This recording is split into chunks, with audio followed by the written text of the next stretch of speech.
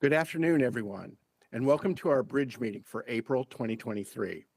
My name is Aryan, and I will be serving as the moderator for today's meeting. As a reminder, the Office of Agency Services at the National Archives and Records Administration hosts these bi-monthly Records and Information Discussion Group, or BRIDG meetings, to present information relating to federal records management. BRIDG is a co-production by the Office of the Chief Records Officer for the United States and the Federal Records Center program, and is live streamed to the audience over our YouTube channel. Generally, BRIDG meetings consist of a scheduled program of presentations with an open forum at the end of each meeting to ask questions of the presenters or of any related federal records management topic of interest. Viewers are encouraged to post questions in the chat or by sending an email to rm.communications@nara.gov. Our staff is monitoring this email box during the meeting. You are also welcome to make comments during this meeting in the YouTube chat. However, keep in mind that all comments are subject to moderation, so we ask that you keep the comments relevant to the topics being discussed today. Copies of the presentation slides used today will be posted on the BRIDG page of the Archives website. That web page is also where you will find the transcription of today's meeting when it is available, as well as links and information about previous and upcoming BRIDG meetings. If you have general comments about BRIDG or suggestions for future topics, you can use that same email address, rm.communications@nara.gov, to pass these along to us. We welcome your feedback. With that, I would like to start today's meeting by introducing Lawrence Brewer, the Chief Records Officer for the U.S. government. Good afternoon, Lawrence. Good afternoon, Aryan, and thank you for the setup. Good afternoon, everyone. Good morning, depending upon where you are. Very happy to have you joining us today for our April spring edition of BRIDG. If you'll flip the slide, we will just review very quickly the agenda. And I have one quick announcement to make before turning it over to Chris Pinckney. You'll see we'll be talking about, in addition to the updates from me and from Chris, we're going to feature some of the work we've been doing in our records management oversight and reporting program. We're going to talk about our semi-annual report that just came out at the end of March, and really focus on a couple of assessments that we've recently done on what we believe are really interesting topics that we wanted to share.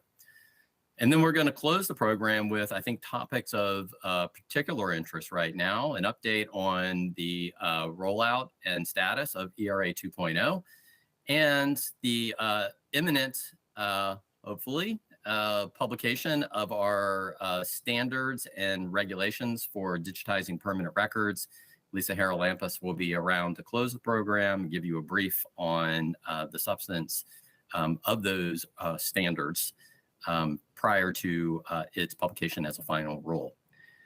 But before I kick it over to Chris, the one announcement I really wanted to highlight for you today is that we have a deadline coming up at the end of this month. And that is less than 2 weeks away. Capstone resubmission forms are due. So we have received, based on recent stats, about 22% of what we expect from agencies in terms of capstone resubmission forms. So I encourage you to really try and focus on getting your capstone form submitted, or contact our GRS team at the email address you know and love, grs_team@nara.gov. If you have any questions, concerns, or there's anything that we can do to help facilitate the submission of those forms. As always, our goal is 100% compliance across the government. So if we do not hear from you and receive your form by the end of April, we will be contacting you directly to inquire about the status of those capstone forms. So please mark those on your calendar and get in touch with us if you need any assistance or clarification. So with that, I'm going to pause here and turn it over to Chris Pinckney, of the Acting Director of the Federal Records Centers Program, for an update before we get into the other agenda items on the schedule today. Chris? Thank you, Lawrence. Always a pleasure to be here for a little while. I have a little bit of facility news I wanted to pass along to people, and then just a very short operational update. Probably our biggest news at the moment is that I am very happy to announce that as of this week, we've essentially finished removing all of the agency records from our soon to close Pittsfield FRC. While the FRC will still technically have occupancy until approximately the end of August of 2023, Ann Price and her move crew are now going to turn their attention to accessing property and then coordinating with GSA to handle shelving disassembly and removal. Some of the regional records from Pittsfield have been relocated to the Boston FRC so that local collections remain in New England, but most of the former Pittsfield holdings have been transshipped to either the Lenexa FRC or the Dayton FRC. And at both of those sites, we've experienced staff members available to provide the full suite of services to the collections. Just as the Pittsfield closure is wrapping up, we've also started the move out of our Fort Worth Warehouse 9 Annex. The first trucks of agency records shipped last month, and our current projections show that this relocation will conclude in April 2024. All of the agency records stored at Warehouse 9 are being transshipped to the Lenexa FRC.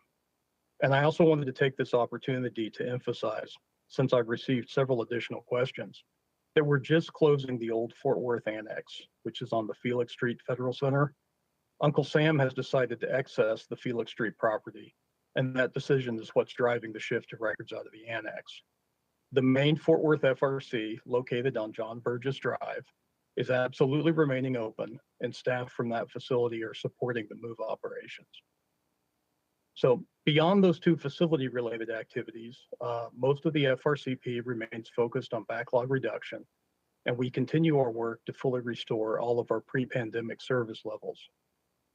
I think that at this point, most of our sites have essentially worked their way through the influx of transfers that were retired in response to the original M1921 deadline. In FY23, FRCP staff have now received and shelved in excess of 521,000 boxes. As of this morning, ARCA shows an additional 15,803 transfers, which cover 250,654 cubic feet in approved status. But importantly, the number of transfers in submitted status in awaiting review is all the way down to 381, which essentially gets us back very, very close to our regular operations. Eliminating the remaining pandemic era disposal backlog is another area of sustained focus. My thanks again to everyone who has continued to review and return the disposal notifications. It's very much appreciated by all of us within the FRCP. As of this week, our staff have destroyed more than 686,000 cubic feet of records during FY23. And the total disposal backlog, which includes both the decreasing number of records that we would have normally destroyed during the pandemic, as well as more recently approved transfers, currently sits just under 1.37 million cubic feet, which is down from almost 2 million at the middle of last year.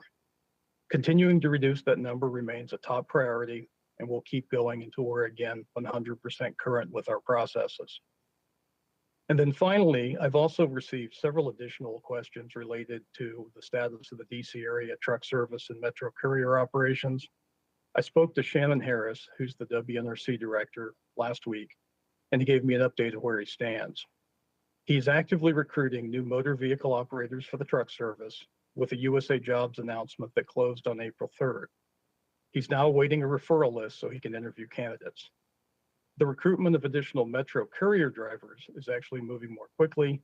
They have their hiring certificates in hand, and WNRC managers are setting up interviews. Well, it never seems the government hiring moves quite as quickly as I'd like it to go. We are making significant progress, and I really do hope that by the next bridge, WNRC will be in a position where the site can once again operate with a full or nearly full complement of drivers. And that is essentially my update today. If folks have questions, I'd be happy to answer them now or do my best to answer questions at the end.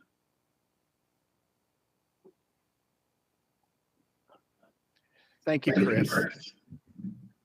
And as a reminder, individuals can ask ask questions through the YouTube chat or by sending an email to rm.communications@nara.gov. We did get one earlier while Lawrence was speaking. Any plans to bring BRIDG back on site in DC again? Yeah, so I was just thinking about that, and that is something obviously that we have considered and talked about.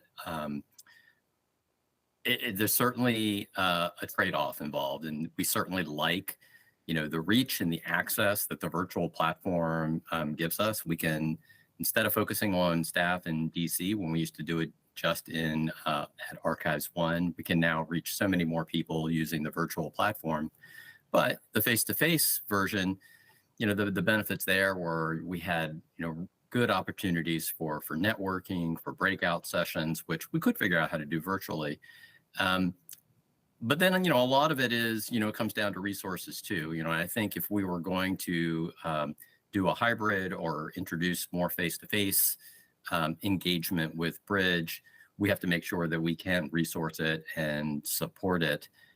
Because it takes, quite a bit more work. Not that doing the virtual platform doesn't take a lot of planning and resources as well, but it does complicate things in terms of the planning if you're trying to do a hybrid or a mix of some sort, which is I think we would want to do because we wouldn't want to lose the reach and the access that the virtual provides. So it's a great question, something that we have considered, and we'll continue to think on it. And if anybody has any ideas they want to share with us offline, we're more than happy to take those into account.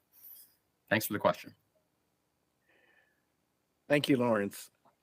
Chris, we don't have anything for the FRCP yet, but I'll keep my eyes open and we'll maybe bring you back at the end if something comes up.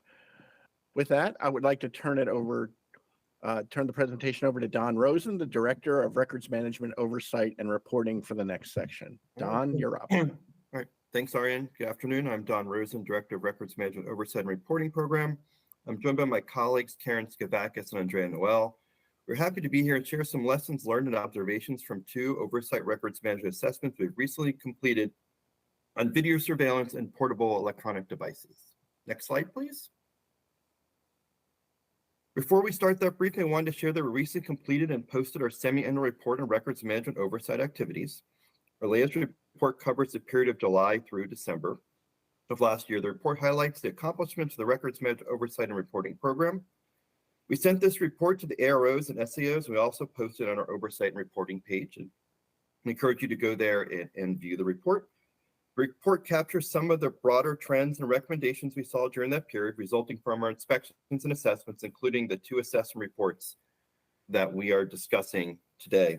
The semi report notes some general risks identified during inspection, such as the need for internal controls, evaluations, and senior level advocacy for records management.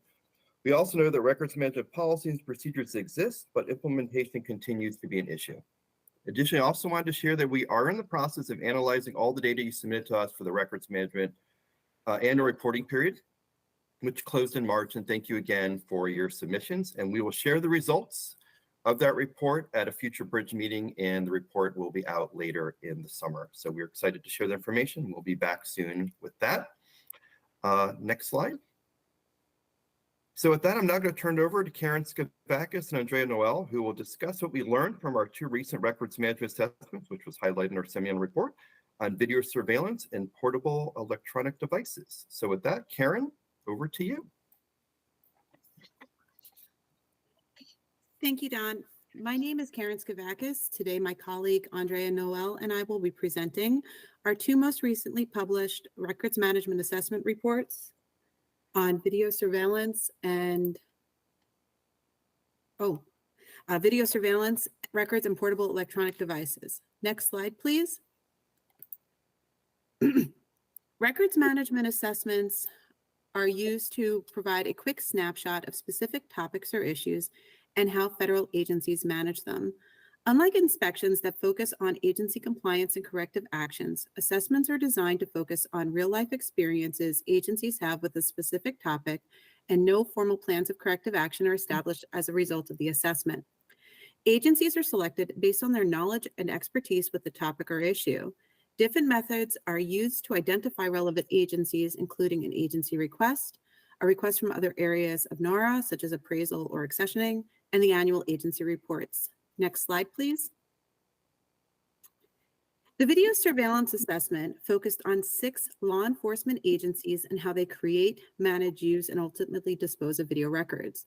This assessment also served to gather information for NARA in regards to the types of video records created and used by agencies, methodologies agencies are using to create, capture, and preserve them, and how agencies are approaching the use of these records.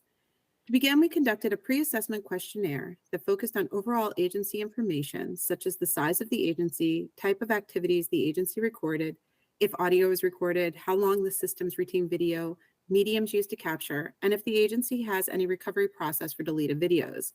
We also requested agencies send us any policies, procedures, and records retention schedules that were related to the creation, management, use, and disposition of video records. The information was collected and evaluated, and interviews were conducted with participating agencies. The participants of each video interview were representatives of programs that directly created, managed, or used video surveillance records as part of their mission. Next slide, please. We had 6 participating agencies: the Bureau of Prisons, Customs and Border Protection, Drug Enforcement Administration, Federal Bureau of Investigation, the U.S. Marine Corps, and the Secret Service. Next slide, please. Agencies that demonstrated the best practices had a centralized approach to the management of their video surveillance records. Agencies where the ARO was actively engaged demonstrated the most inclusive, up-to-date policies, procedures, and records retention schedules. These policies ensured that video records were managed effectively for the life of the records and that records retention schedules were reflective of agency procedures.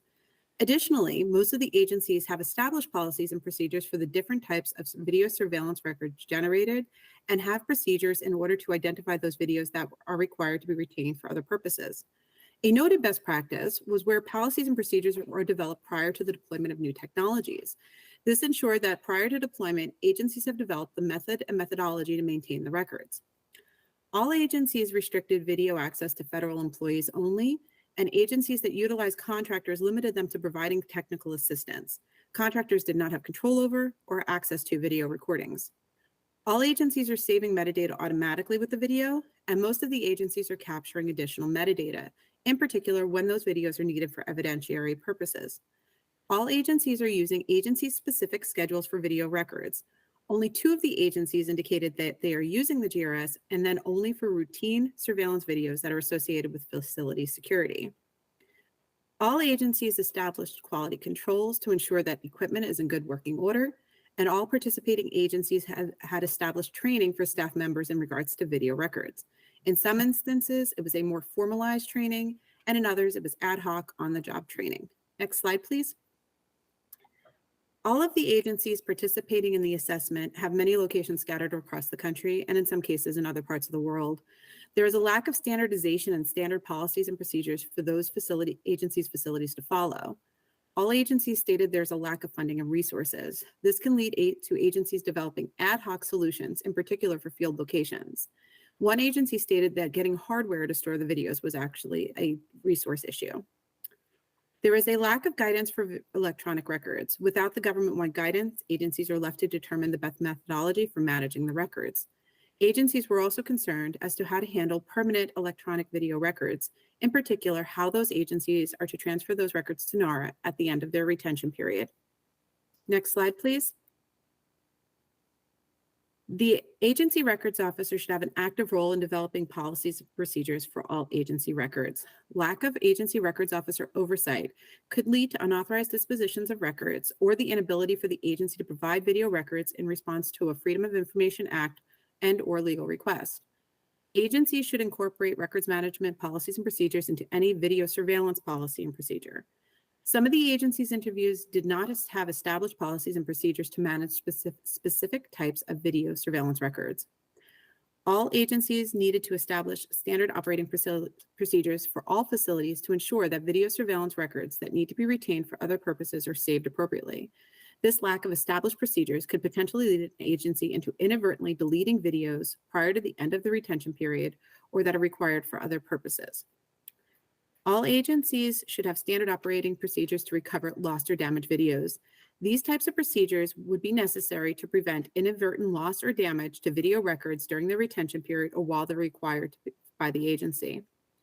Record schedules should be regularly updated, and video surveillance should be specifically defined within electronic record schedules.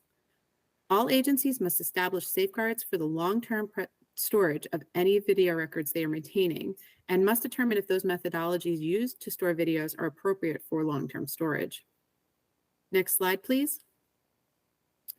Overall, most of the agencies that participate in this assessment establish specific policies in order to regulate and control the use and management of their video records. These agencies use record management regulations and best practices to manage and preserve the integrity of the records in light of evidentiary needs for legal proceedings. NAR recommends that agencies continue to work on mitigating the identified weaknesses by developing and applying records management regulations, policies, and procedures, and to ensure that the integrity, reliability, and usability of these records when applicable. And now I will turn the presentation over to Andrea Noel. Andrea?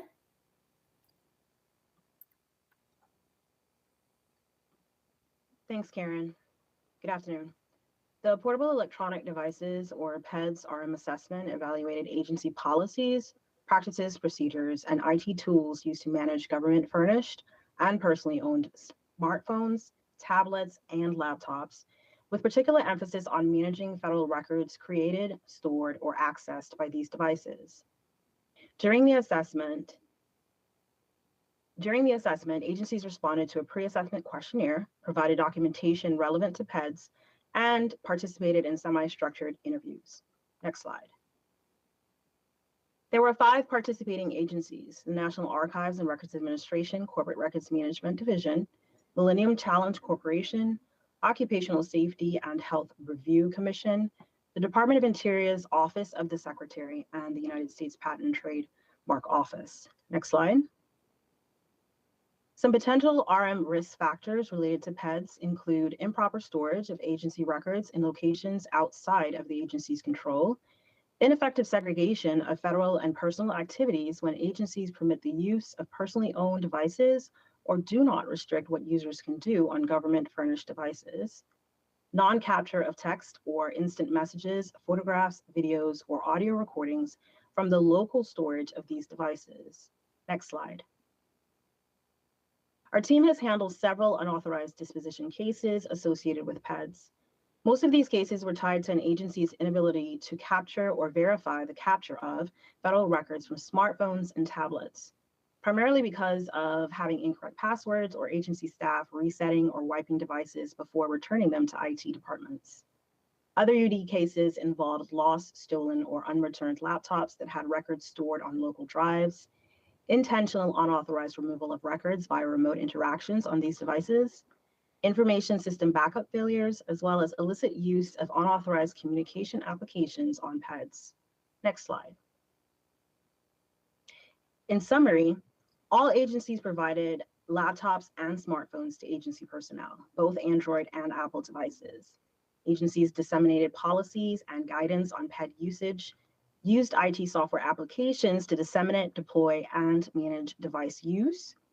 Microsoft Windows was the primary operating system for laptops. 1 agency issued a few Apple laptops, and 4 agencies approved the use of personally owned devices for agency business. Next slide. Our analysis of agency documentation focused on policy transmission and implementation, developed reference tools, assessment and validation of policy compliance, and mitigation strategies for policy non-compliance. Our team found that across all agencies, there was insufficient or ineffective communication linking PED use to federal records and records management overall. Review documentation offered limited guidance that explicitly connected PEDS to the management of records. Also, most agencies did not have effective mechanisms in place to assess how consistently users adhered to PED and records management policies, guidance, or training. In the report, our team listed several best practices regarding agency documentation. Next slide. NAR has not issued guidance that addresses record-keeping requirements and RM regulations within the specific context of PED functionalities, IT systems, network access, administrator and user rights, overall user behaviors, and the ever-changing realities of remote work environments. Consequently, there was much variation in how each agency addressed RM associated with PEDS. Furthermore, agencies expressed that rapid technological changes forces them to lead the charge in investigating and acquiring new tools to meet business demands and changing work environments, with little time and resources left to assess and mitigate challenges that lead to non-compliance with records management regulations. Next slide. NARA found that the volume of devices, availability of financial resources, the nature of agency business, and the level of collaboration between records management and IT departments determined how mobile device management, or MDM, tools were used at each agency. A few agencies capitalized on MDM features that directly related to records management, but most simply used MDM to manage the life cycle of devices. Additionally, most agencies primarily used MDM applications for smartphones and tablets, and only a few agencies employed MDM features on laptops. When agencies use MDM tools, NAR recommends that agencies consider deploying MDM functions that can enhance the agency's ability to consistently retain control of federal records created, stored, or accessed by PEDS. Next slide. The following are some best practices noted in the report. When agency policies use simple, everyday language, it helps staff correlate day-to-day business practices more effectively with devices and associated records, resulting in better compliance with RM regulations. One agency's policy listed potential consequences for not safeguarding records associated with PEDS. It noted that reminding staff of consequences better helped them understand how non-compliance with policy guidelines directly affected their work and agency business. Those agencies that required PED users to annually review and sign user agreements found this to be an effective way to check user understanding and reiterate user RM responsibilities while using these devices. Finally, agencies that automated retention processes, omitting the need for user action, asserting that this helped ensure that records created, stored, sent, or received on devices were consistently captured and preserved in the appropriate record-keeping system. Next slide. In conclusion, 36 CFR 1220-32 states that federal agencies must create and maintain authentic, reliable, and usable records and ensure the preservation of these records for their entire retention period. 36 CFR 1222-34 requires federal agencies to establish processes and controls that ensure access to electronic records and minimize the risk of unauthorized additions, deletions, or alterations to federal records. Adherence to these two regulations necessitates a regular evaluation of RM risks associated with both government-furnished and personally owned devices. This assessment brought to light that agencies need stronger collaboration between IT and RM programs to ensure that policies and procedures do not simply address record-keeping requirements and RM regulations in a vacuum, but within the context of PED functionalities, IT systems, network access, administrator and user rights, overall trends in user behaviors, and changes related to remote work environments. Agencies also need to regularly and better evaluate the efficacy of employee execution and adherence to policies, guidance, and training, and make meaningful modifications to address non-compliance with RM regulations. Finally, IT and RM programs should consider dedicating more resources to IT solutions that automate record retention for all PEDS to ensure consistent capture and appropriate records retention. Next slide. Please visit NARA's Records Management Assessment webpage to access the video surveillance and PED reports. Thank you.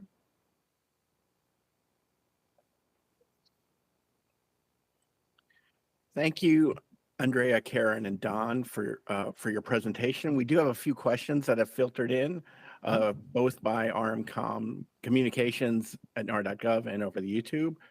The first one, the Department of the Interior is currently working on its schedule for law enforcement records, and video recording is a big topic of conversation.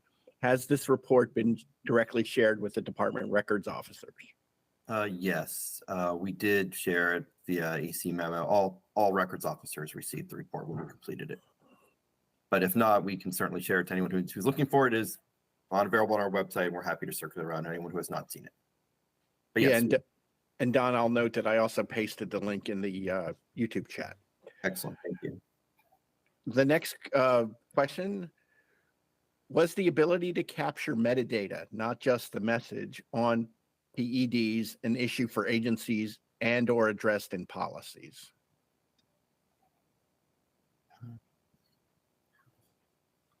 What's the ability? Yeah. So there were issues with metadata. That was something that was discussed. It was in policies to capture as much metadata as possible, but there were some technological challenges in the access of whatever technological tools like MDM tools they used and how much information and how much metadata was associated with that capture. But agencies did identify different tools and different ways to capture as much metadata as possible.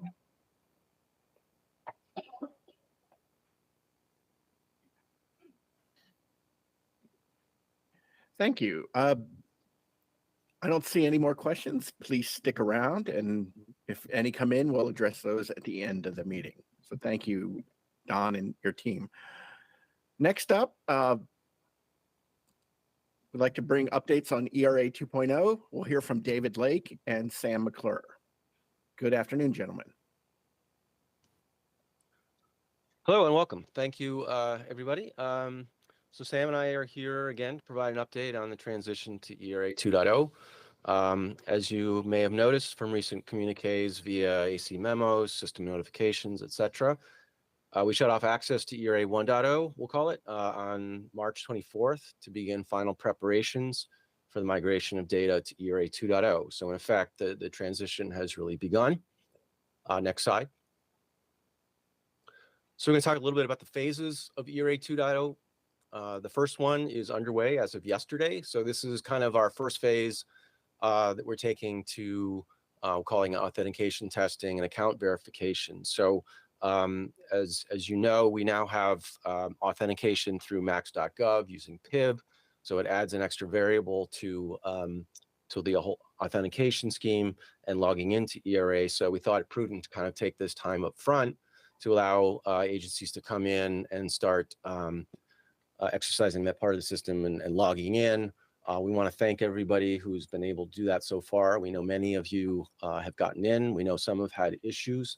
And we really appreciate you reaching out to the help desk, providing information and details about what you've encountered.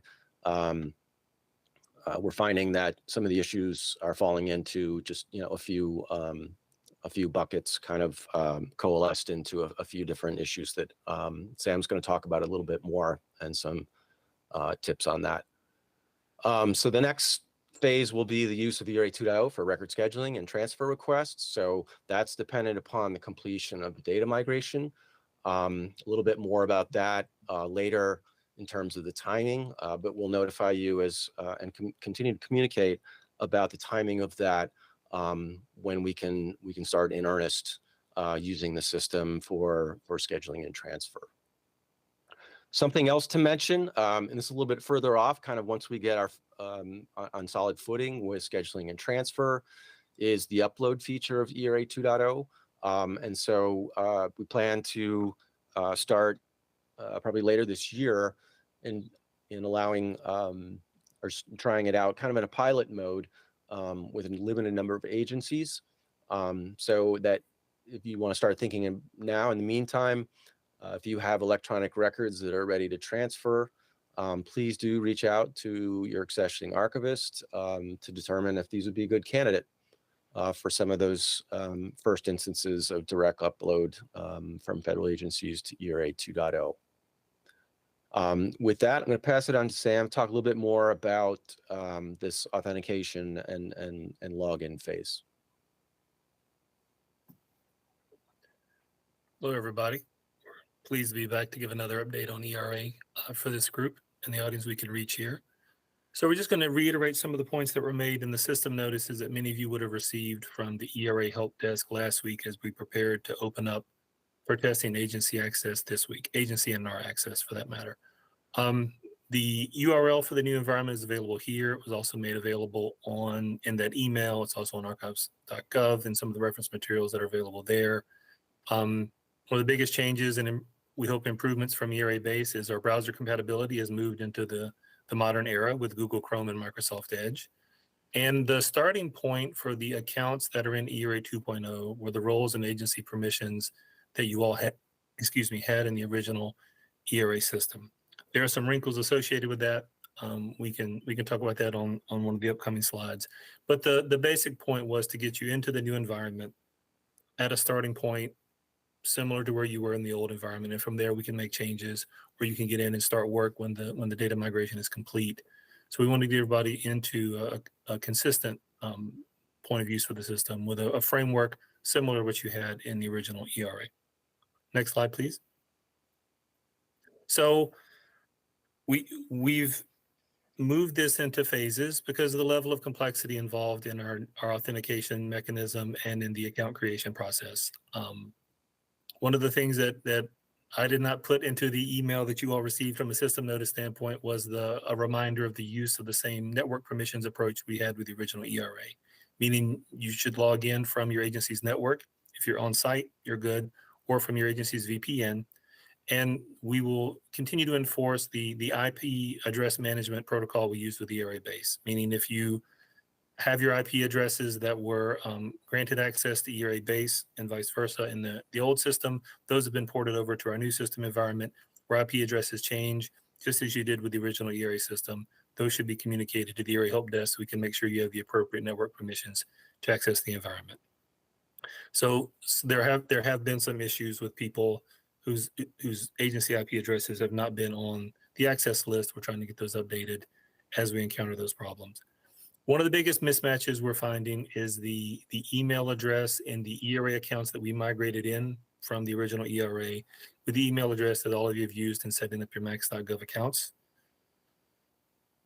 We could have done a better job communicating the need for these email addresses to sync, but as we encounter these issues now, the ERA help desk is working with folks who have run into issues to make sure that those those email addresses are the same, because that's the link between our authentication service, which is max.gov, and your ERA account.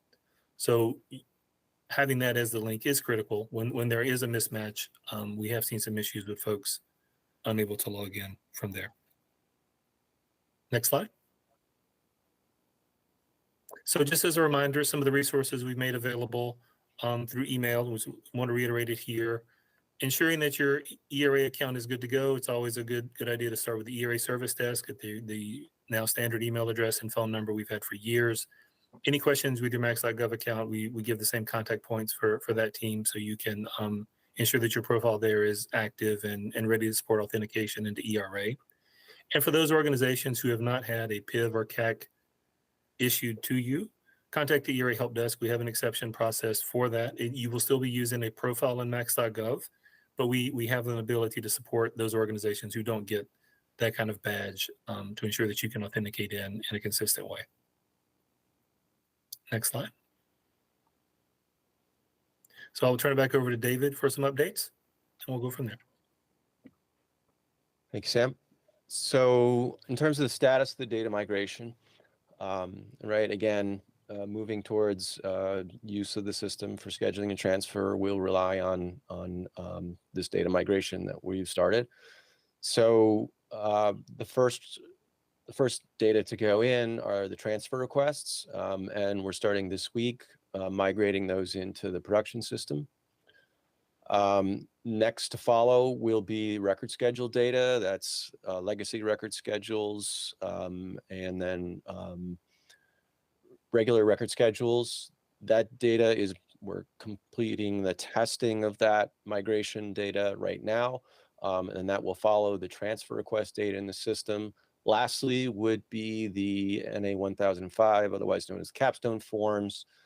Those would follow the record scheduling data. At this point, based on where we are, we're planning to complete that data migration somewhere between the end of April and mid-May. And we'll see, again, as we'll communicate on the progress of that as we get into it and see where it looks like we're going to end up. And then, as I said before a couple of times, then we can turn the system over to starting use for scheduling and transfer at that point. Next slide. Wanted to highlight again some of the support materials that we have for this transition to ERA 2.0. And we have links on here to the training materials. There's a number materials there in terms of job aids, demos for you to use. We also have the user manuals listed there, the large single user manual, as well as a couple of more focused ones.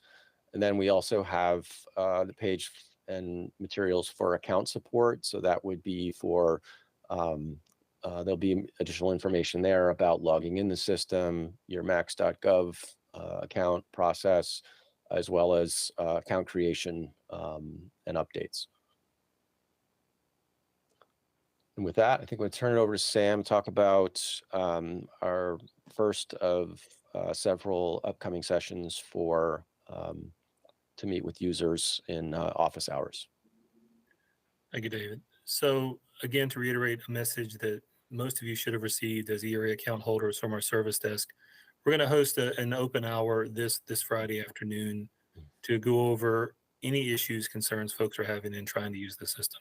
There's a lot going on in this change. The authentication mechanism is a big change. The porting of the accounts over from the original system, several thousand accounts on the hoof may have resulted in some disconnects that we have to make sure are working as expected. There's a lot of changes in the way this system works compared to the user interface in the original ERA system. There's a lot of training materials, as David said. Most of the training materials are specific to the task you need to undertake. The manual is the high-level overview of everything in some detail. There's a lot to take in. And so we want to provide a venue where you can come in an informal way, ask questions, raise concerns, and we can address those.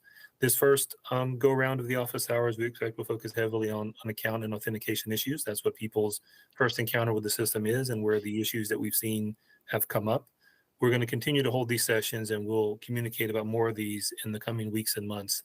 And as we move into the use of the system, the focus of this will change to become broader, not only about account issues and authentication questions, but then the use of the system. How is the new record schedule form here? What are the differences? What are any questions you're having about that? We'll have folks from the relevant program offices in NARA available for some of those sessions. Also getting the transfer requests.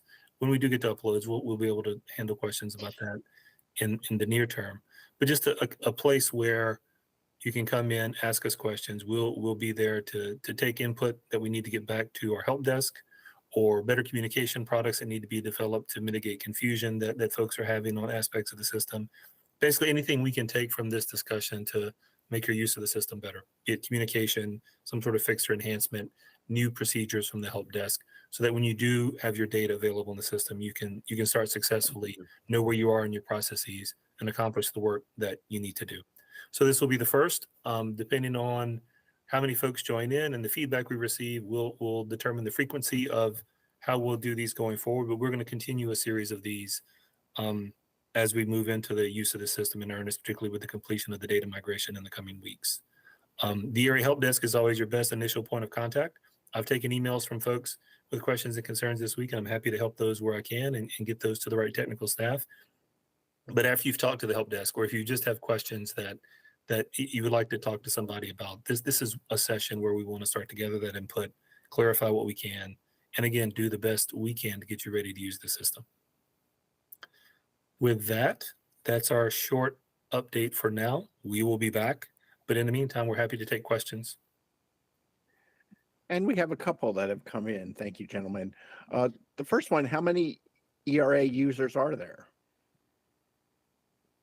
So the difference between active users and total users is somewhat vast. In a given week, when we had an ERA base, we were somewhere between 150 to 200 users actually going into the system to perform work that could be NARA and agency users at the time. We expect to see similar numbers in ERA 2.0 just based on the user base being roughly constant. The total number of users at any one time in the system, as far as account holders, is a great deal larger. We have somewhere between 700 to 800 active accounts, and there are many more suspended accounts in the back end that we've also ported over that can be reactivated when those folks make a request.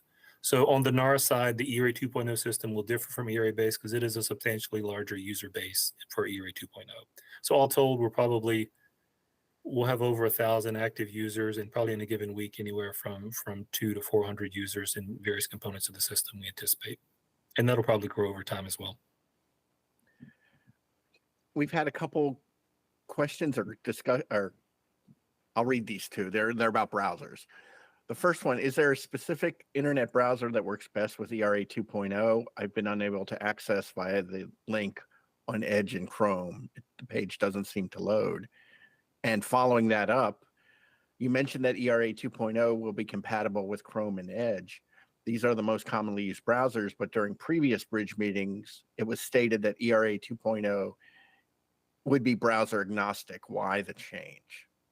So agnostic means a lot of things. And right now we can test to Chrome and we can test to Edge. And so we want to make sure that we have this working in the best way possible with what's a similar infrastructure from a browser perspective, the Chromium engine and Edge and Chrome being what they are. We want to make sure we cover the largest mainstream use of browsers. That's going to be our posture for some time till we can enhance from there. For those folks who are unable to access the system, first, contact the help desk so we can open the ticket. They are triaging in the various issues, like David said, that we're finding with the login. But any version of Chrome or Edge that's in use today should be supported. And if the connection is working and the account's valid and the email address syncs up to what's in max.gov and you're in your agency infrastructure, all that's working, your browser would be the least of your worries. But for now, we will be Chrome and Edge. In part, that was based on surveys we conducted several years ago through ACMMOs, asking agency folks, what are the browsers in use in their agencies? What are they moving away from? What do they expect to have coming into their IT inventory? And Chrome and Edge were by far the dominant browsers. And we take on support for Safari or other browsers. That's something we'll be looking into to make sure we can keep the system as broadly usable as possible. But at this time, we're going to be Google Chrome and Microsoft Edge. So here's another question that's come in. With the upcoming sunsetting of OMB Max, where will authentication move to so we can be prepared for that eventuality? So we have to do the preparations first, and I'll let David speak to that. But we, from the recent update we got from our Max.gov partners, we have until the end of calendar year 2024. What we have to do in the meantime is ensure we can employ a different government-wide appropriate authentication service in time to communicate that to you all, and then figure out the best mechanism for either migrating or creating those new profiles so we can have no interruption in service as we move to authentication, to a different authentication provider. We know we have to move. And David, if there's other parts of that I didn't state. Well, the good news is that for all of us, we have more time. Just recently, we are expecting max.gov to cut off this authentication service by the end of calendar year 23. So we were staring at having to move to something else pretty quickly, but they just recently changed that to the end of calendar year 24. So we do have extra time now to choose a different authentication service and move to that. We've certainly been looking at login.gov as a possible service to move to, but we'll have to evaluate that. But again, we do have till the end of calendar year 24 because of the change. Which is not much time. So we'll be working on this sooner rather than later. Just not the first critical thing to change, which is what our plan was going to have to be if we were stuck at the end of 23. We've gotten a couple questions around sort of in the training basket. Last time I used ERA was in 2021. Is there new training or requirements that must be met to use ERA 2.0? We didn't put a training requirement per se on the account approval and request process. The shift to the asynchronous online training modules and the great content Eddie Klein and his team have prepared and made available on archives.gov, as I said, sort of covers the gamut. There's very specific job task support you can find with the content that they've made available. There are also some general system overviews that are available there. I encourage you to take advantage of that content as soon as you can to get some familiarity with the system. It is substantially different than the original ERA, but we don't have that sort of requirement to access the system from an account perspective. Also, welcome back. If it's been since 21, we missed you. Right. And that kind of leads into the next one. Were there new videos or animation-based training for ERA 2.0 users, which you kind of answered already. So I'll drop a link in the YouTube chat in a moment to where folks can find that. And then there's been sort of a couple questions about ERA and CUI and FOIA. So in the memo, ERA transferring and CUI, why did you include adding a FOIA exemption instead of sending out a separate memo on FOIA requirements? CUI is a flag that the information contained in a document needs to be reviewed more closely, but the marking itself does not indicate this information can't be released under FOIA. So I'll just throw that out as a jump ball for anybody. That's not a jump ball I can go for, Aryan. So, Aryan, I'm willing to take a stab at it. I'll just say I'm not familiar with all the requirements surrounding CUI. However, I think the bottom line is that the accessioning, this is in the TR, the accessioning units just need to know as much as possible about the records they are accessioning in order to appropriately store them and or review them for release. So it's just another data element. That memo itself was sent out by the request of our accessioning unit, since this indicating CUI is a new requirement on the TR. So it's not something that you would have seen in the old system. So it was just a way of, kind of providing some advance alert to that. So hopefully that answers the question. Thank you, Maggie, for picking up the jump ball. And there's another question in the chat. What about PIV? So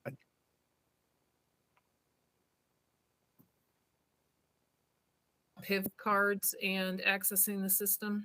Yeah, probably. Our adoption of PIV-CAC as a technology is part of the whole shift to identity-based authentication rather than account-based, which is the substantial change we made from ERA to ERA 2.0. Our hope is, and our information services internal organization has been rolling out PIV access for internal applications. So this is just another of those applications that's moving to identity-based, and with that identity token that most federal employees have been given, that's the simplest way for us to enforce that sort of identity-based authentication. David, did I goof any of that? I was a history major. No, I think you outlined it. Thank you, gentlemen. We also have a thanks to you, Maggie, for jumping in the chat. So thank you. With that, stick around.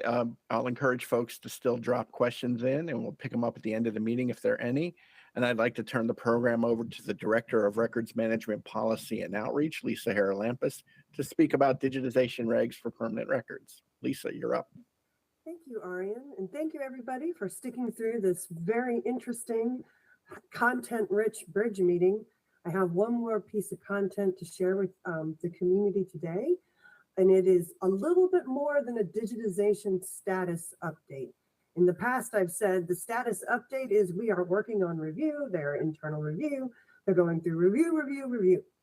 I'm excited to share that they are out of review. So these standards, digitization standards for permanent records are out of review. They are in the final clearance process and will soon be sent to the Office of the Federal Register, so they get published. So we have one more step to take on this very, very long journey. One more step to actually work with OFR to get them up and published and out. Because we know the review is done, we're not expecting any more changes to the content. So my goal today is to provide you that status update, but also to give you a high-level overview of what's going to be coming in the digitization standards. So we are going to be issuing them. They are going to be contained in the Code of Federal Regulations. For those of you who are regulations experts, it's going to be in 36 CFR 1236. So that'll be our citation. They're going to have their own section, their own subpart, E, covering digitization for temporary records. And they're going to talk about two terms, which is we're going to talk about how to create digitized records from source records. Through the stories of the development of these regulations, those are the two terms that I want you to start thinking about and being familiar with. We have source records, we create digitized records. So with that said, let's go to the next slide and I'll start with my overview. I love that Sam joked a minute ago, I'm a history major, me too, which is why my story is going to start with a little background, a little history. You come to the archives, you get a little history. I wanted to just use this as a reminder that the regulations, we have been working on these. And I know when I look at this story, I'm like, it's been 10 years. So starting when the Federal Records Act was amended back in 2014, we were given direction at that time to issue regulations with digitization standards for digitizing permanent records, or actually digitizing records with an eye to disposal. So when you look at the current NARA strategic plan and the OMB NARA memos that talk about the transition to electronic records, it didn't come out of nowhere. We've been working on this for a decade or more, trying to get to the point where we could issue regulations that cover the digitization of federal records so that we can dispose of the source and spend our efforts managing these digitized records. It was in the FRA amendment. It was in our 2018 strategic plan. It was in the original 2000 M1921 memo and then the subsequent 23 memo. So we know what we've been working towards for a long time. Back in our early days when we were coming up with our strategy and we were doing serious consideration of how we were going to issue these, we broke our world into two pieces: digitization standards for temporary records and digitization standards for permanent records. The digitization standards for temporary records were issued 4 years ago in 2019. Now what we have been doing since, once we finished that, we started working on the permanent records. Actually, we're working on them the whole time. But after we got the 2019 temporary records started, we then focused on these digitization standards for permanent records. In December of 2020, we published on the Federal Register a draft. So for 3 years, there's been out there on the Federal Register, this is what NARA has proposed. We took the agency comments, we took the public comments we received to get another draft. We actually ended up sending that draft out to agencies again. So there's been multiple iterations. And we are now at this step where we're planning to issue these regulations, I hope in just a few more weeks. So the next slide, please. I feel it's really important, before I talk about permanent records, to remind again that there is another set of regulations for temporary records. That covers the bulk of what most agencies have to digitize. We wrote them at a very high level. There is an FAQ to explain them. If you go to the next slide, it's an example of what I mean by high level. So when we wrote those standards for temporary records, things that are never coming to the National Archives, those digitized records and source records that are covered and they spend their lives in the agency sphere. So when we had those high level, we said, here's the requirements, here's the standards, here's how you validate, and here's how you dispose. These standards for temporary records, they take up basically a page. You can read them all on one screen. This is going to be very different than what I'm about to preview for you. When it comes to digitizing permanent records, we are going to provide a lot more guidance. When those regulations get published, you will need to click through several screens to read them all. If we go to the next slide, so think about, you've got here 4 parts. The next slide is going to show you all of the parts that are contained in permanent records digitization standards. So we're going to cover, as you can see, a lot more detail because it's necessary to provide this level of detail in order for us to be able to give you agencies the guidance you need to digitize permanent records with the intention of sending NARA those digitized images. That's what's going to become part of the National Archives. The source records will eventually be deleted or destroyed I should say, since they're source records. They will be eventually destroyed according to an agency record schedule. So this is what's coming. And as a preview to the preview, I'm going to go through and give you a slide of content on each one of these. I know it's not fair to talk about something you haven't seen for a while, but if you can work with me here to sort of understand this is what's coming, this is the content, I'm hoping it will make it easier for you to read those regulations when they get issued, because you'll have a little familiarity and know what to expect. So let's take a little walk on what's coming. The first thing I'd like to talk about on the next slide is the scope.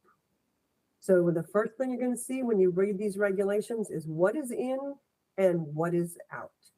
At this time, we are writing these regulations and they are covering paper. It's the easiest way to think of it.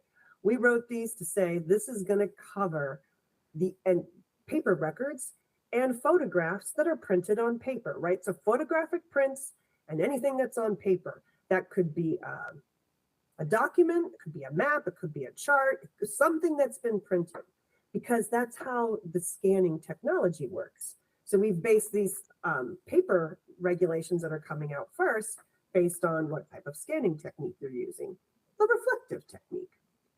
That regulation will also talk a little bit more about what to do, like what's in, what's out, like what's going to be covered. But at the high level, we're covering paper records. We're not yet issued the digitization standards for film records.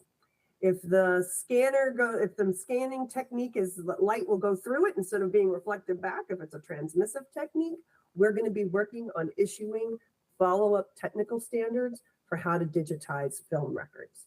So what's coming out in the scope is digitization standards for permanent records that are on printed paper materials. The next slide that's coming, we have a section on records management. My takeaway is to say, don't start digitizing before you start. Don't start before you start. We recognize that it is really important to have full records management control over the records before you start to digitize. What do I mean full records management control? It may not be the best expressed way to talk about it, but to say, do you know that these are permanent records or temporary records? What schedule covers them? Do you know if the records are complete? Is there a date gap in those records? There's things we have to know before we start scanning so that at the end of the day, we're not like, well, what happened to 2020 records? Oh, we didn't create those in 2020. There was a skipped year. So the idea of knowing what intellectual control you have, what are the types of records you're going to be scanning? Do we know what paper, what type of material are they on? Are they on onion skin, thermal fax? Are the prints very small? Are we looking at oversized? You have to have that intellectual control and know what we're scanning so that you can pick the proper digitization equipment, start scoping the project properly. So we've asked for people to take a moment, don't start before you start, and think about the records management implications before you start doing the digitization. So that's going to be coming. After we've given you the scope and the records management piece, we have a documentation section in the regs, and that's on the next slide. So here we are talk about, and again, I don't think anybody would be surprised that an agency like the National Archives, who focus on records and management and administration, included documentation very specifically in our regulations. Because once you've done the records management, once you know what this project's about, it's critical that there be documentation on how these records are planning to be created. It's what we would look for if we were doing an inspection. It's what you're going to need as you're maintaining records over time. So we talk about what was the quality plan? What was your project plan? How are you going to know that what the scope of this project is if you don't have good documentation requirements? In the 2020 version, we had documentation sprinkled throughout the regulations. One of the comments we got was, this is hard to understand what you're asking for. So we have really reorganized our regulations to say, well, let's not make agencies read each section and find documentation. Let's pull it together in its own section so that you'll be able to find what's my scope, what were the records management requirements I needed to look at, and how am I documenting this work? So once you've done the documentation piece and you're ready to really start doing our records management, we can now get ready to prepare starting to do the digitization.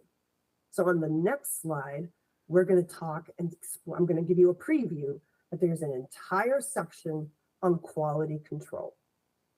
If I was, again, this is just a high level preview with a couple of takeaways to show you what's going to be coming. I think the quality control portion of the digitization regulations is almost, it's the one takeaway I'd like you to have today. If you don't remember everything else I said, she said they were coming. She said there's going to be a lot of parts. And she said quality control is extremely important. It is harder to fix mistakes than it is to prevent them. So we have an entire section here to explain the importance of doing quality management, quality assurance, and quality control as part of the digitization process. When you read these, you're going to understand the importance we have placed on quality control so that we can say, yes, at the end of the day, what NARA wants is to have these beautiful digitized records that we're going to make part of the National Archives. We're not going to have the source records to go back and be like, oh, well, that page was cut in half. You only got half an image. Well, that could be a digitization mistake, or it could be there was only half a page to scan, right? So we need the quality. We want the highest quality images we can get. And highest quality means highest quality managed, right? Like we know that there shouldn't be mistakes. We've tested machines on a daily basis.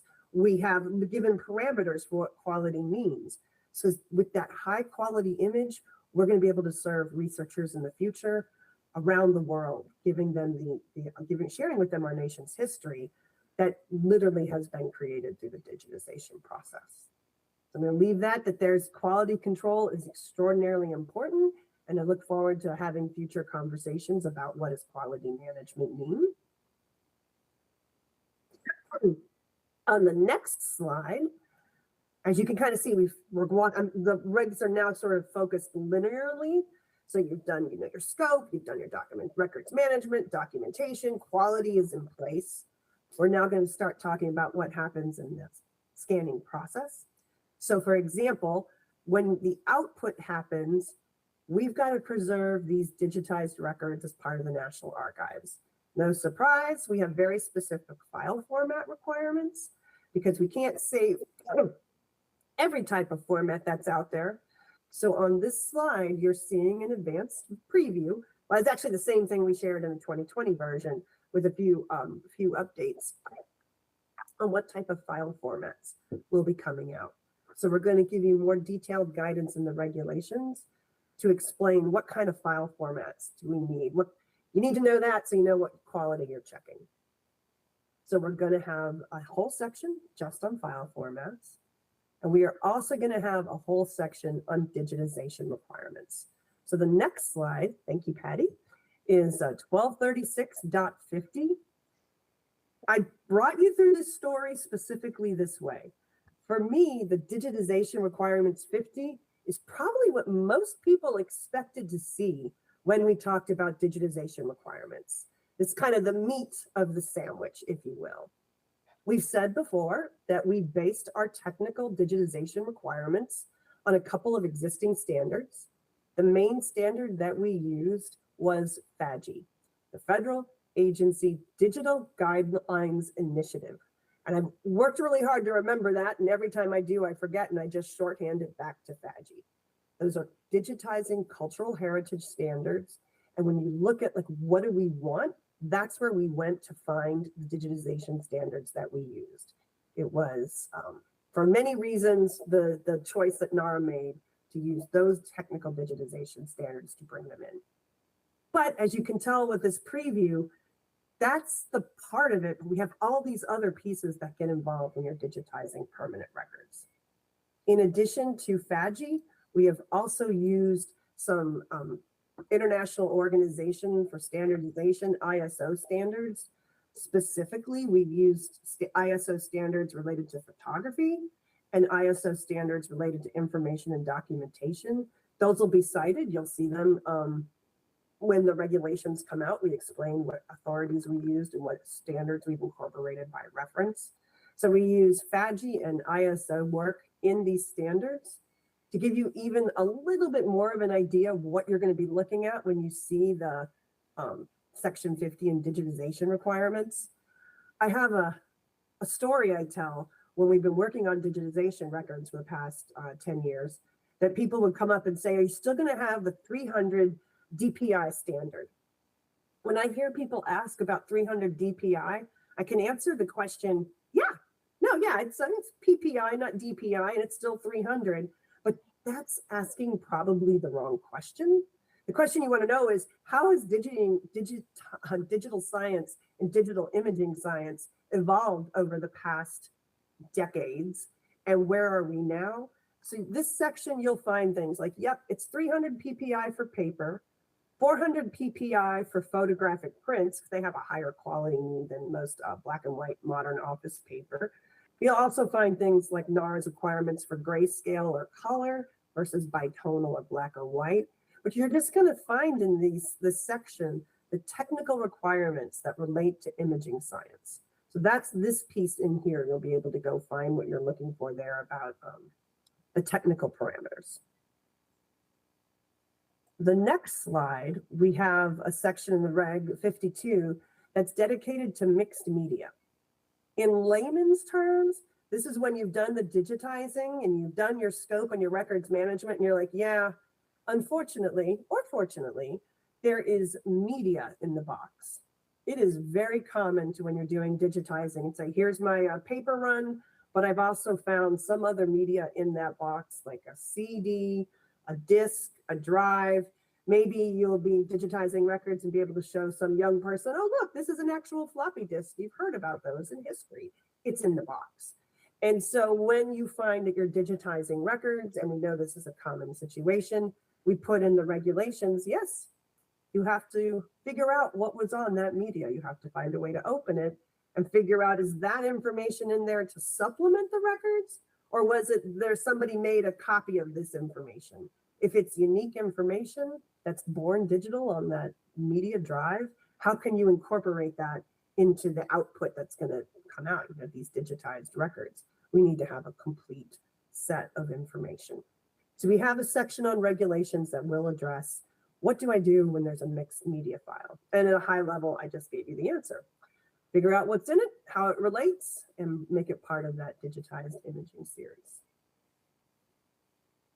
So in addition to mixed media, the next section that's going to come, again, we sort of changed it. You've walked through this story. We've done the scope, the records management, the documentation, knew what we needed, had the contract in place. We've done the quality.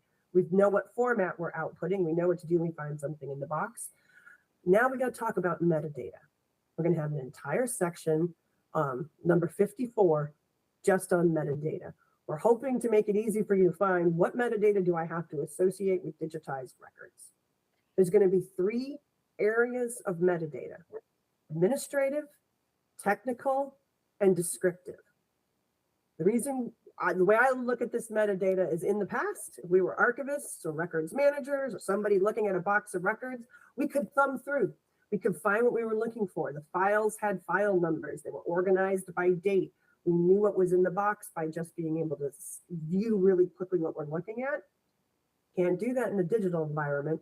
We need that metadata to be able to thumb through the electronic versions, to be able to say, well, what was the technical metadata related to this? What did we scan? How did we scan it? We need descriptive information. What was the date? What's the numbers? How is it related to the other materials in this box? And we also need some administrative metadata as well that talks about what is being scanned. So you're going to have a section on metadata, and I'm sure we'll have a lot of information to share, and you'll be able to find in there what is it that NARA is looking for. The last step of the process that we're going to have specific digitization regulations for is validation. Validation is crucial. Validation is what the entire concept hangs on. I said in the beginning, back in 2014, we were given direction to create digitization standards with an eye to disposal. You cannot dispose of the source records without going through the validation step. It's just that crucial piece. So validation is a little different than quality management. When I think of it as like the Venn diagram, validation covers everything. And you're even validating that you did quality management. You're validating that quality assurance happened. So the validation process is going to be saying throughout the project, at the end of the project, you know that you have validated that what you digitized was what you were supposed to digitize. The images are legible, they're readable, they're accessible, that you have that documentation. We did the records management piece. So you're sort of validating all of it together. And that validation will be the crucial step that says, yes, now that I've validated these regulations, I have validated my digitized records towards all the components in these regulations. I am going to be able to transfer these permanent records to NARA, and I'm going to be able to use a record schedule to destroy the source records. So we don't do that piece until the validation is completed. So that is why the regulations were closed with that validation as the last step. On the next, so I've given you all a high level overview of what's coming. I just wanted to start doing this briefing, this awareness of what I hope you will see in the next several weeks when the regulations are produced. Once those regulations are produced, I just want you to know this is going to be a lot more information is going to be coming. We've received a lot of questions through the agency review process, through the public process about what's coming. The regulations are requirements-based, as regulations should be. The regulations explain these are the technical parameters, these are the quality assurance parameters, these are things you need to do. They are not, the regulations are not about implementation. So I want you to know that we are going to be doing a lot of communication coming up to both explain what these records, what these regulations mean, what they are. You'll be seeing, we're going to have in-depth webinars, blog posts, communications to explain what's happening. We also intend to provide a lot of guidance related to best practices, quality guides, sort of to talk about, well, how can I implement these? There's regulations apply to all records and all digitization projects. We know there are agencies that have digitization centers that we're digitizing hundreds of thousands of paper. And we know there are agencies that, well, I have 20 boxes. So how do we apply the same set of standards to all different types of digitization projects? We expect to be working on this implementation guidance, best practices guidance and guides for months and months and years to come, actually. We know we're going to be issuing our regulations, and that is now the start of the digitization work that we'll need to do to help you implement these regulations. So Aryan, I think I took us, maybe got 15 minutes left for questions. And I have two of my colleagues with me today to help answer some of those questions. So I'll back over to you to help us answer questions and conclude for today. Thank you, Lisa. We do, of course, have a few questions. Is this, I'll just start reading. Is this just for permanent records or all records? So I think you kind of. Oh, you're so glad you asked. I've learned that I need to start my presentations. I get so excited to talk about these digitization regulations. I have to remind myself, we are this slide that I just took you through, this story of all these parts are for permanent records. Permanent records, those things that are coming to the National Archives. We already issued those standards in 2019. So I've had people ask, but can I use the permanent standards for temporary records? Well, of course you can. You can use them any way you want. We are not recommending that agencies say, I'm just going to digitize everything to these permanent standards, because they're written for a very specific situation. So yes, these ones I'm talking about are for permanent records. They might help inform what you want to do with temporary records, but the temporary records are separate. And the temporary records were the ones that came out in 2019. And when the slides are posted on our website, you'll find the links. They're there. You can go get them to the existing 36 CFR 1236 subpart D. D as in dog for the temporary. It'll be E as in electronic for the permanent. So here's one that kind of, what can agencies do that are already well into large scale digitization projects? Many agencies Yeah. did ahead of the original M1921 December 2022 deadline without these digitization standards. Of course. The US government, all agencies, those of us in this community, federal records management, we've been digitizing records for decades. This is not new. So I'm going to say that we've been working on this question inside the House, inside NARA, to come up and provide guidance to agencies that will answer the questions. We're actually writing an FAQ, frequently asked questions. What am I going to do with the records that I've previously digitized? It is not reasonable to assume that records digitization done in the past is going to meet every part of every standard specifically. You may have done quality management, but it might not have been every day. You may have done digitization, parameters, but like, yeah, we use black and white, not grayscale. So there's going to be questions about like, well, how do I do scope? How do I make sure my metadata is appropriate? We're going to answer those questions in a separate FAQ. And I'm just going to put a placeholder. I'm not going to try to answer that today. That is going to need a ton of time. So I'm afraid many of my questions and answers here will be like, hold on, we're coming. We know you've asked that question. We're going to try to answer it. Again, stay tuned for more information. So this is on a tangent to that. Have all the exception notices been approved? If so, were the agencies notified? If not, how do they go about finding out? Right. So we said in the OMB memos that came out, agencies need to transition to digital records. These digitization standards for digitizing permanent records are part of that. But in the OMB NARA memos, we also said to the fullest extent possible, and if you cannot meet these targets, you can request an exception. Lawrence Brewer has talked at several BRIDG meetings about that exception process. So we do have several agencies that have put through and have approved exception requests where they were saying, well, okay, can I continue to send you the source records past that due date? So I think the answer to the question is we do have exception requests that cover some things like this. Most exception requests have been in a bigger picture level where they're like, I want to continue operating my record center. We don't have, I think, as many digitization exception requests specifically related to digitization. It's more, we want to continue to send records to the record centers, right? Because if you send source records, if you send your original records to the federal record centers, they do not have to be digitized. NARA is going to take permanent records in the record centers directly.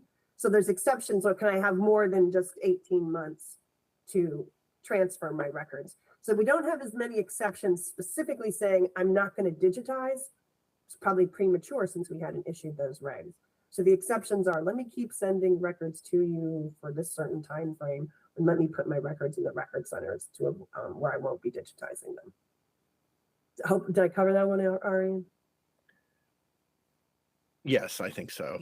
And if there's any questions about a digitization or not a digitization, excuse me, about an exception request, just reach out to rmstandards@nar.gov for follow-up. That's our team that's been managing the exceptions process for us.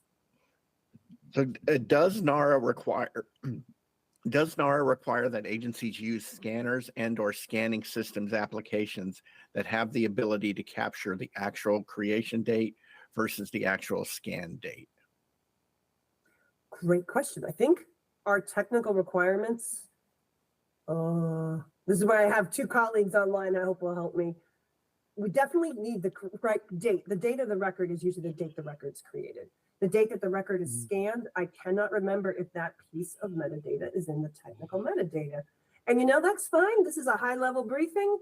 I'm going to have to answer that question at our next session. So please stay tuned. Or I see Kevin has hopped on to pick it up.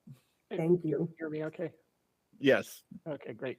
Yes, we do require a very minimal set of metadata elements that describe the original, the source record, so that a researcher in the future will be able to tell that this was a record that was digitized from a piece of paper or a printed photograph. So we have a metadata element to record the date that the record became a federal record. And then there will also be the metadata indicating when it was digitized. And while you're here, Kevin, will there be a specific tool we will need to use? We federal agencies need to use to generate checksums? We do not specify a tool. We do have in the records management section of the regulation the requirement that agencies ensure that records are free from unauthorized alteration, destruction, or deletion and comply with 36 CFR 1236-10 and 20. And they may choose to use checksums to meet those requirements. And if they do, we require that they use SHA-256 as a hash algorithm, or they may perform file integrity monitoring or file comparison audits. Thank you. I did want to go back. Andrea, are you still here? There was one that came in after you spoke on the records management assessment piece. Right. Thank you. Sure. Did the question arise on whether any of the 6 agencies had a wipe to destroy info on a PED if the PED was lost or stolen? Yeah, so all agencies had the ability to remotely wipe lost or stolen government furnished devices. And some agencies that had approved use of personally owned devices had the capability to wipe the container used to segregate business activities from personal ones, or disable the remote access functionality when a personal device was lost or stolen. Thank you. No problem. Lisa, you're back. Is there a projected date for the final clearance completion, or at least a goal date? Weeks, not months. As I said, we're through the review, so we just need to now get through the Federal Register process. It is complex regulation. I'm sure they'll have questions about formatting tables along those lines, but we expect it to be issued in weeks. So 8 weeks, 2 months, is my time frame. No bets. In I've the been wrong standard, every time I've said something, so why do I keep giving answers to that? we'll learn. In the standards, does it address Section 508 compliance for scan text? Oh, that is great. So in the scope section, we talk about these standards are to digitize permanent records to send to the National Archives. There are many other requirements that apply to the management of federal records and information. Section 508 is one of those examples. So what we did in the scope is say, when you create federal records, these standards are NARA's lane. There are another sets of requirements related to Section 508. So we do not tell agencies, oh, here's your 508 standard. That's not NARA's purview.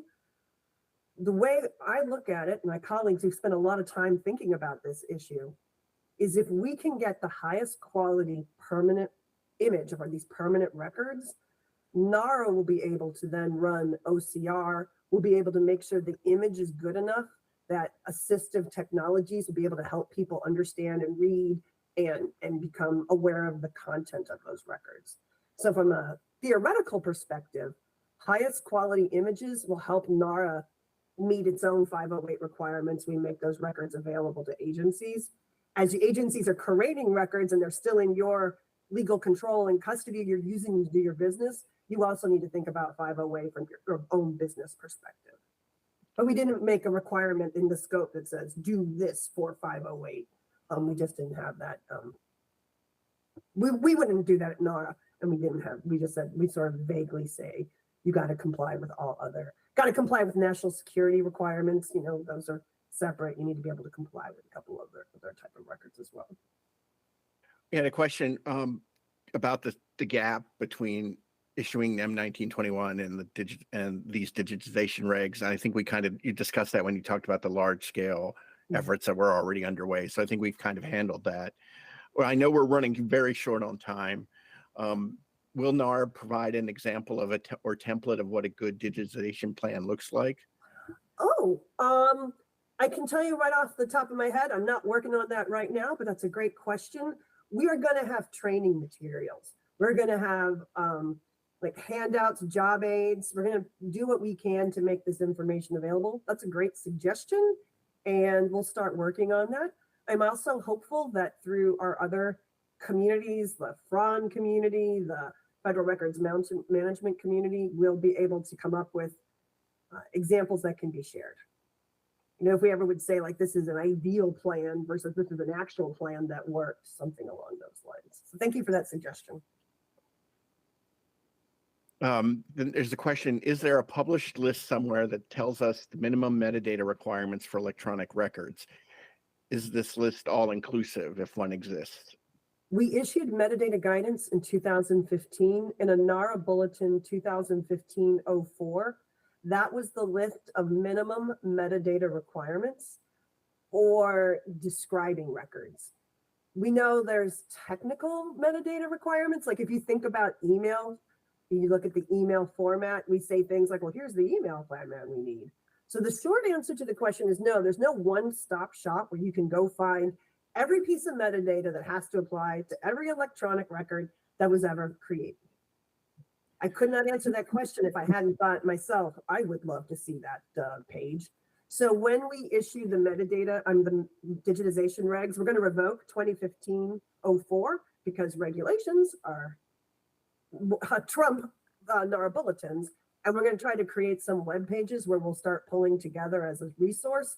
Here's where you can go to find different types of metadata. We can put that in a way to be able to consume. So we're going to be working on that. A single resource, a list of that NARA produces to say, we've combed and pulled together for you all metadata related to all electronic records ever created. But we're going to start with the digitization metadata first, because that's how what we're focused on there. There's a question about, will the digitization regs be posted soon after so contracting companies could update their service descriptions to correspond with the new regulations? And I'll put on my Fermi hat and say this is an area that we're working on through the Fermi project to make sure that as the new regulations are promulgated, they are captured in our universal ERM requirements. And then moving forward, the vendors that self-certify against our universal ERM requirements will be the vendor pool. So there's a lot more to come. And as Lisa said, there'll be a lot more communications from our office about these regulations. There was a general question about the slides again. I'll point out that the slides are always available on the archives.gov BRIDG page. You can download those. These slides will be posted shortly after today's meeting along with a transcript. I believe that's everything. I'll close and saying just on the digitization regs, I'm wearing my party clothes today because I just feel like celebrating that we are so close to being able to issue this landmark guidance we've been working on for 10 years. So don't worry about contractors not knowing. When those regs go live on the Federal Register, we are going to shout it from the mountaintops. We will communicate it very widely through all of our channels that they are ready, they're available. I expect vendors, contractors, GSA, everybody's going to know that they're finally out. And again, we'll be communicating widely in more detail as we celebrate. And Lawrence. Yes, I'm back. Aryan, thank you. And Lisa, thanks for that enthusiastic plug for our regs that are about to be issued. So we did use every available minute to us today and a little bit more than that. And we do have a lot of questions, which we are going to track and follow up. So please join us on June 13th to come back and hear more on these and other topics.